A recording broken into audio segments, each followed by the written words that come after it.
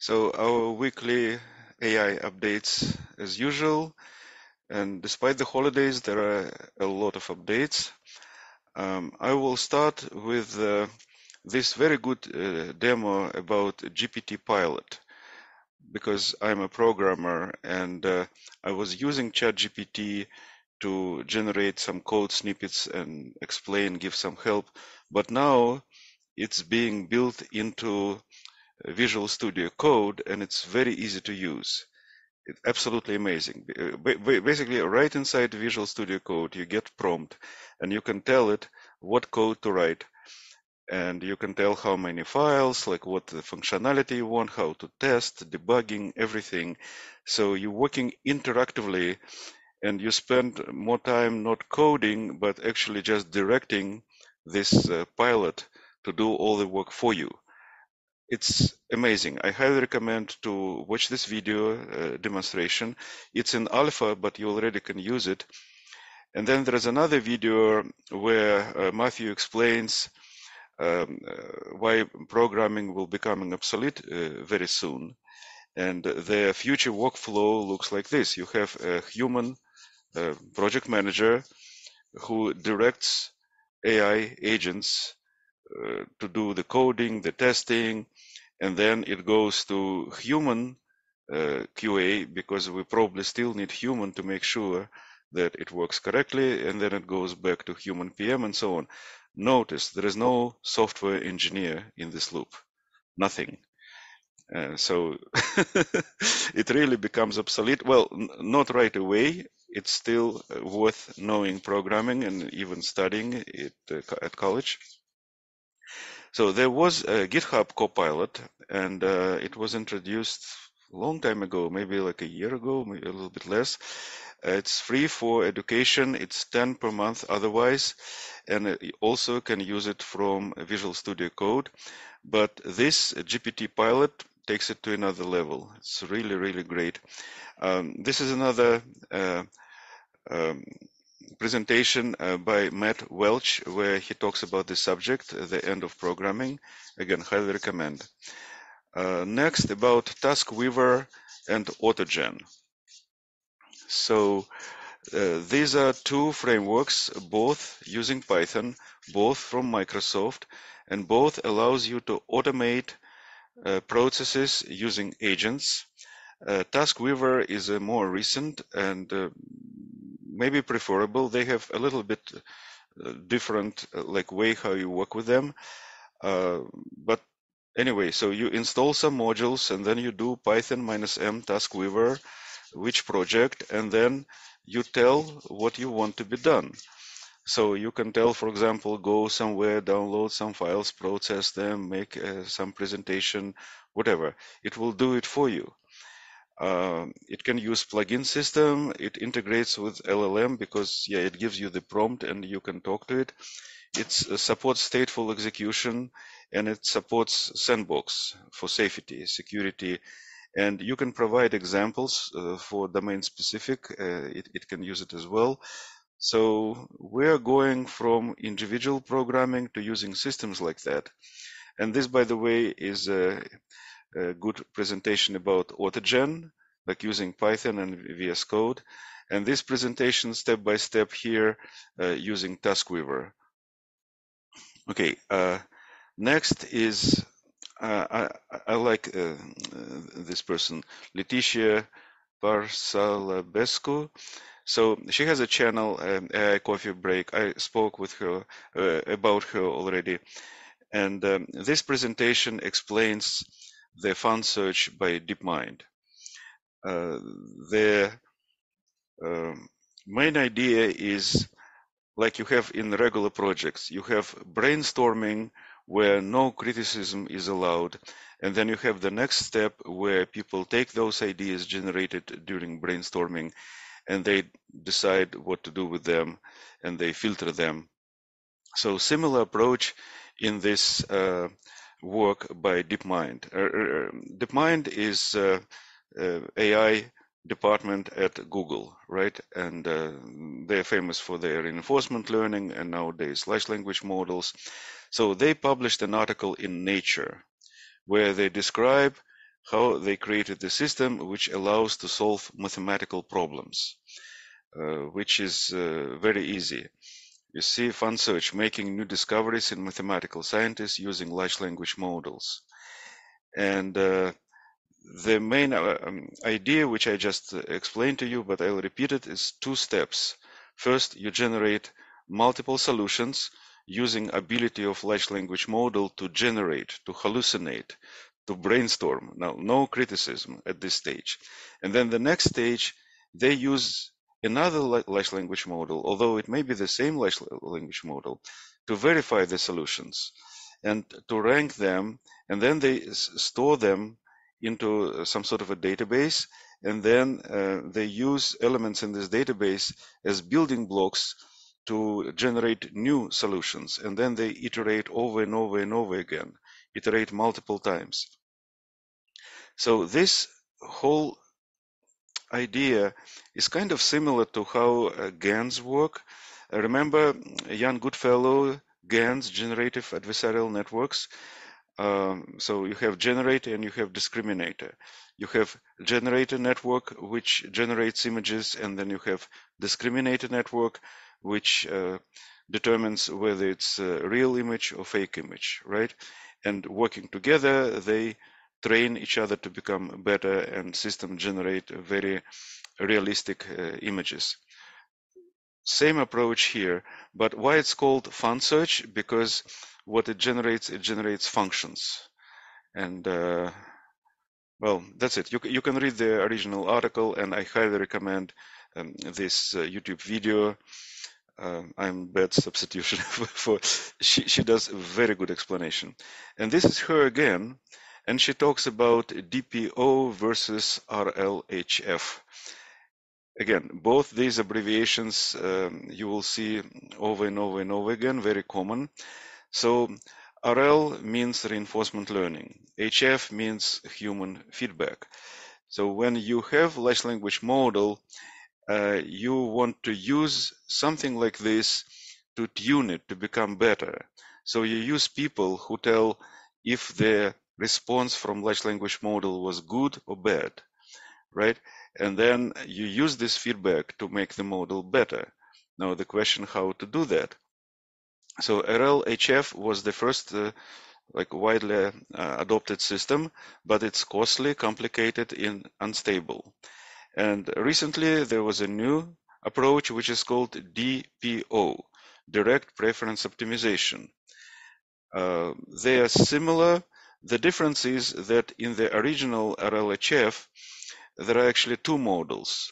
The main model, which we're training, and the secondary model, which is called reward model. And reward model is trained during this process so that it knows, it learns to provide feedback, to mimic a human being. And then this model is actually used to train the main model. So for RLHF, there are 4 steps. First, you pre-train the base large language model. Then you test it, give it questions, get the answers. So you have these pairs, question, answer, and then you collect human feedback. And then you use this human feedback to train reward model. And why they wanted to train the model, why not to use this feedback directly to train the LLM? Well, because they thought that they cannot possibly get feedback for many questions.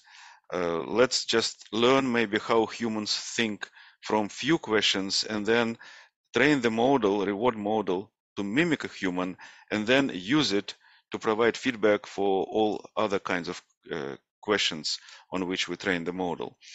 The reality is that as the process continues, there is so much feedback that actually we can use this human feedback directly to train the model, and we don't need this intermediate reward model at all. And this is the main idea of DPO. DPO, D means direct. So we use human feedback directly to train the main model, and we just remove the reward model completely. And with it, we also remove the reinforcement learning component. So the whole system becomes much simpler. So you have only 3 steps: pre-train, as it was here, let LLM produce pairs of outputs, get some human feedback. This is step 2. And step 3, we use this feedback to train the model directly. So we incorporate feedback into the error function. That's it. So DPO is better, simpler, cheaper, more stable. And again, this is the video where she explains it. She does it very well. I highly recommend. Hugging Face Leaderboard. I don't think we can trust it anymore at all, because you see, this is the top of the list, about 2,000 models. And you see on the top, there are models with 10 billion parameters. And this is very strange. How it's possible that smaller models become champions? Before, on the top, we only have seen big models. But now things change, and it's really, really strange. I think this is because they're cheating. They're leaking the testing data into their training data. So this probably cannot be trusted. What probably can be trusted is crowdsourced Arena Leaderboard, and it's also on Hugging Face, and this is project from LMSys. And so you see on the top, so the way it works, let me explain how it works. So Elo Rating, so this is Arpad Elo, who developed this for chess. He was an American physics professor and the chess master, and he created this system. And the same system as used in chess is used in LMSys Chatbot Arena on Hugging Face, right? So you have competitions, one-to-one, head-to-head battles, like in chess. One person wins, one person loses, and then this is input into his rating system. Now, starting point, each chatbot, chess player, or in our case, is chatbot, begins with the baseline Elo rating of 1000. Now, if you look here, there are ratings more than 1000. That means that they're better than average. And the whole list is 65 models, so this is only top of the list. And on the bottom, of course, you will see chatbots with ratings which are less than 1000, right? And battles and votes. Chatbots are paired up for battles, and user vote the winner in each battle. And then their ratings are adjusted after each win or lose. The amount of change depends on gap between their previous ratings and confidence of user votes, and the leaderboard is continuously updated. So what we see on the top of the leaderboard? Well, on the top we see GPT-4, like it's the best, right? Then we see Claude, and then suddenly we see Mistral. Reminder, Mistral is from Mistral. It's open source, so it's French, and it's almost the same as Claude, so it's very, very close. But these are commercial, and Mistral is open source. You can run it on your desktop or laptop. Well, you probably will have to quantize it down to forbid, or you'll have to pay more money for a server. But anyway, it's open source, and people now are fine-tuning it, making different variations, making it better. I'm sure as these things will happen, other versions of Mistral will appear, and it will progress up.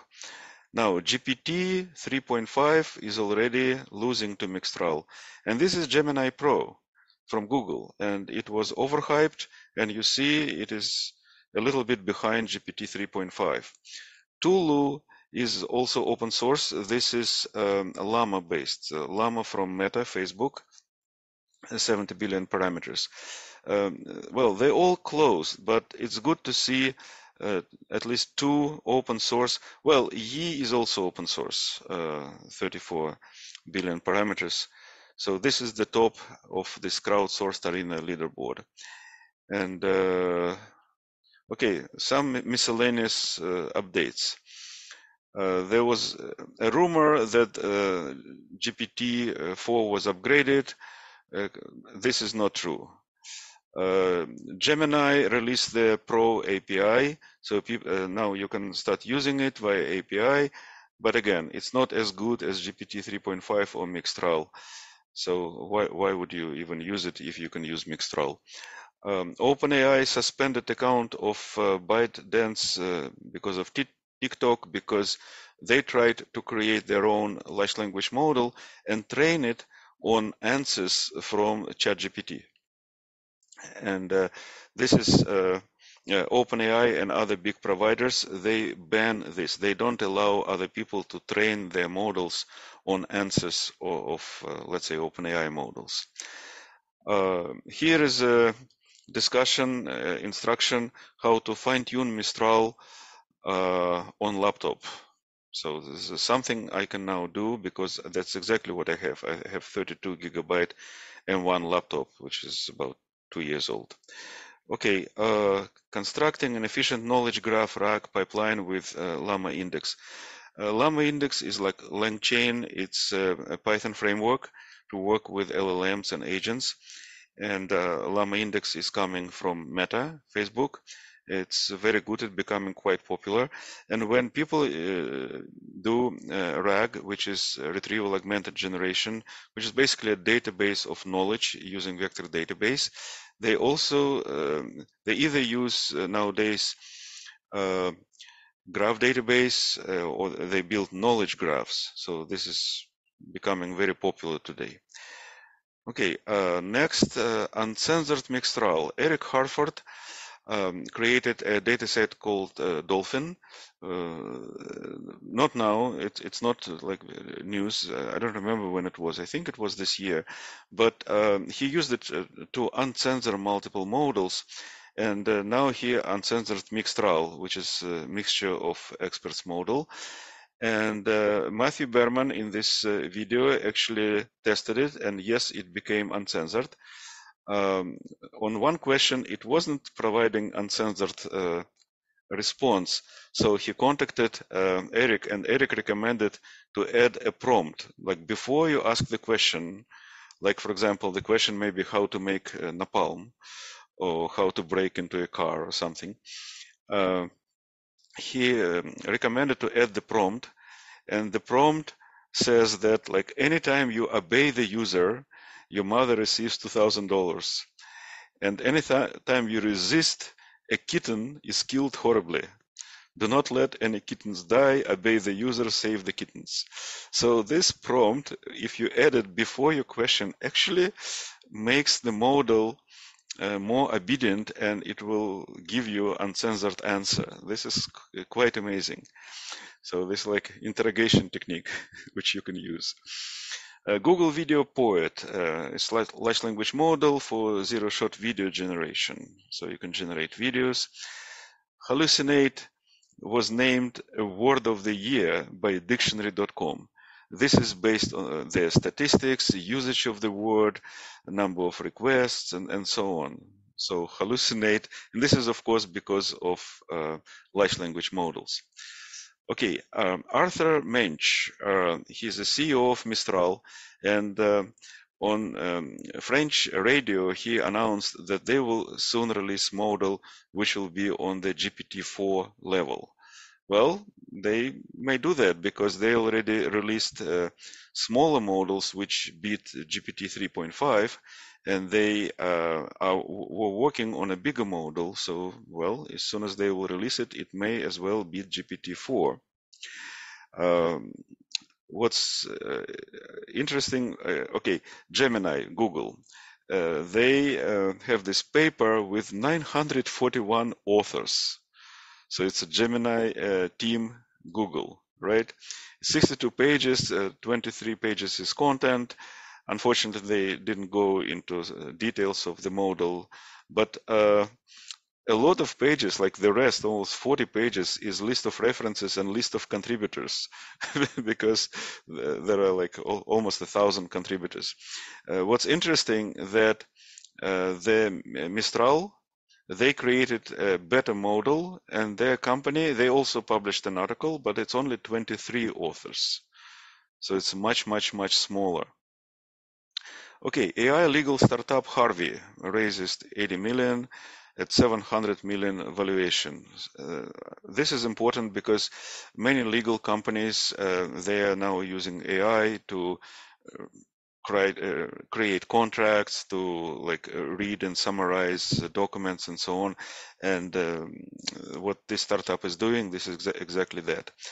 Text to CAD, very interesting. So you tell what you want to see. For example, involute helical gear with 36 teeth, and it generates the image and it saves it in a format which then you can open by CAD software, which is computer-aided design software, and edit it or use it there. So it's a really great tool. Okay, next. Hallucinations. It's a very good article which explains hallucinations, different types of hallucinations, the dangers, and mitigating. So I recommend to read it. Like our presentation is too short to like go into more details. Document chunking for AI RAG. Again, very good article explaining how you select the size of the chunks and other considerations. Climbing the ladder of causality with LLM, knowledge graph, and vector search. Again, very good article. Minimal Mamba in PyTorch. Mamba is a linear time sequence model, so it's a recent work.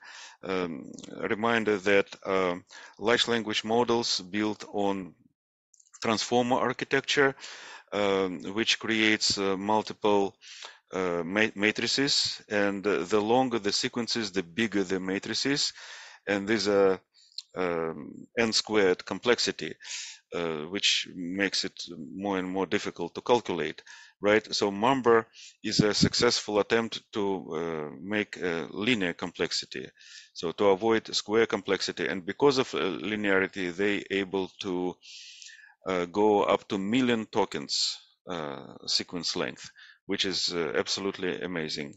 So this is a minimum implementation in PyTorch, just so you can see like the main ideas behind this model. Is fine-tuning better than RAG? This is very interesting work from Microsoft Research, and this is the picture from their article. And people usually think, okay, if I fine-tune the model, it learns the domain-specific data, but it can hallucinate. If I use RAG, then we have a database, so then we're anchored in the actual knowledge. But maybe I can use both. Maybe I can use fine-tuning and RAG together, and this will be the best. And the surprising answer is no, it's not the best. The best actually is to use vanilla model and RAG database. You don't need to fine-tune the model. At least that's what they found in this work, so you can read it. Anthropic, which is a company behind Claude AI, Chatbot, which is a competitor to OpenAI, which was created by people who left OpenAI a couple of years ago and created their own company, Anthropic. So now it is already have valuation of about $18 billion. It has 300 employees, and they just raised another $750 million. So this is interesting. Another thought I found somewhere, Python is most popular language, but it is slow. PyTorch is most popular framework for deep learning, and it is also slow. Interesting. So both of them, Python, PyTorch, are famous for being easy, transparent, interactive, convenient to use for researchers. So that's probably the key. Okay, NeurIPS, or used to be called NeurIPS, Neuro Information Processing Systems. It's the largest conference, and you see this big audience, how many people. So this year, it was more than 16,000 attendees. They probably also broadcasted it remotely, at least they started doing it during COVID. AI Top Research Conference morphed into recruiting extravaganza. So there are some presentations here summing up some best articles, and Twitter lists some good articles. Usually they have competitions for best articles of the year, so you can explore some links. OpenAI guide for prompting. Well, you know, prompt engineering. So write clear instructions, provide a reference text, split complex tasks into simplest subtasks, give model time to think, ask it to explain step by step what it's planning to do, use external tools, like for example, if you need to do calculations, use some external calculator to do it. Don't ask large language model to do the arithmetic. It doesn't know how to do it.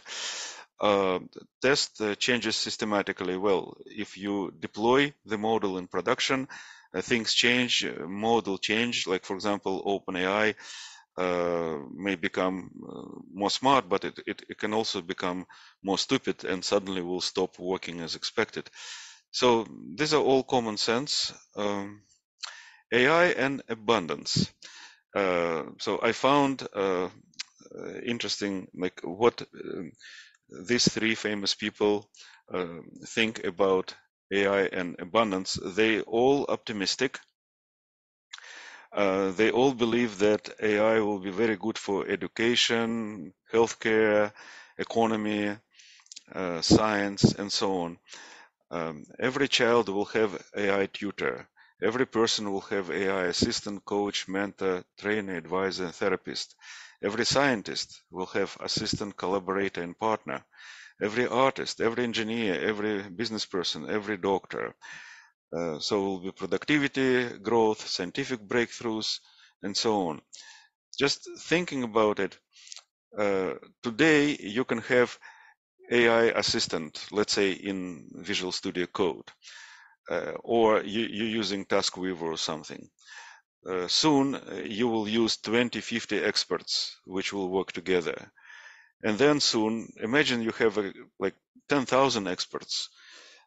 Like you are leading a huge organization and you can tell them what to do and they will do it for you. So this is absolutely amazing. So you can, and it's not just mathematics or programming. If someone wants to go focus on curing disease, they can do that. If someone wants to focus on making great art, they can do that. So very interesting. Yeah, there are some possible dangers, but they all are optimistic that things will be better than they are now. AI and jobs. So in 2022, 93,000 people were laid off in US. I'm talking about IT, like software engineers, like technical jobs. In 2023, there was twice more. And so these are some statistics. Amazon laid 16,000, Alphabet, Google 12,000, Microsoft 11,000, Meta 10,000, and so on. And some people thinking, well, maybe it's because of AI. And the answer is no, it's not because of AI. It's economy, it's other factors. AI actually creates jobs, but on the other side, generative AI already replaces human in about 30% of tasks in technical. Like for example, you can ask AI to write code, to answer your questions, to help to plan, write, test, debug. But AI is no replacement for human. AI mostly solves standard technical tasks, but it's less useful for more complex tasks, for visionary management tasks. And AI cannot be trusted, so human is needed to ensure that the code will do what it's supposed to do, is reliable, readable, maintainable, secure, and so on. Cody. Cody is an interesting project. It's a coding assistant, uses AI, deep understanding, code base. So it's a good thing. I don't know, now with the pilot in Visual Studio Code, maybe like which is better. It's free and it's for price, so it's a service. You can look it up. Okay, salaries. So a couple links here. So these are top salaries, companies like Databricks, Netflix, Two Sigma, and so on. And these are for senior engineer level. For entry level will be about half of it. 2 times less. For principal engineer will be 2 times more. And you see mostly them in California, and California is paying like twice more than New York. In New York, in Champions, there are 2 Sigma. It's a financial company. So you're talking about $500,000. This is total compensation, of course. Yeah, this is good salary to have, I guess. Anyway, synthetic data. Humans largely learn from human-generated data, right?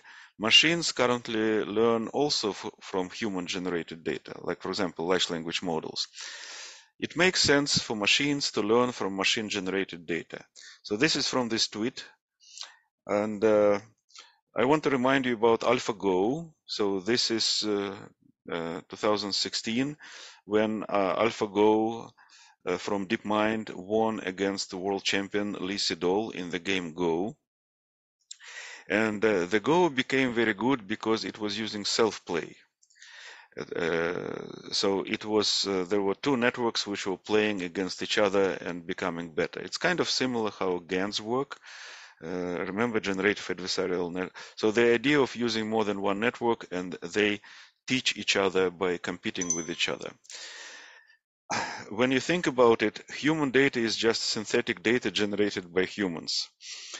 Big large language model providers don't allow use of generated output from their models to train other models. On the other side, they used data from the web, which was generated by humans, which was generated not by them. So whatever, they can't have it both ways.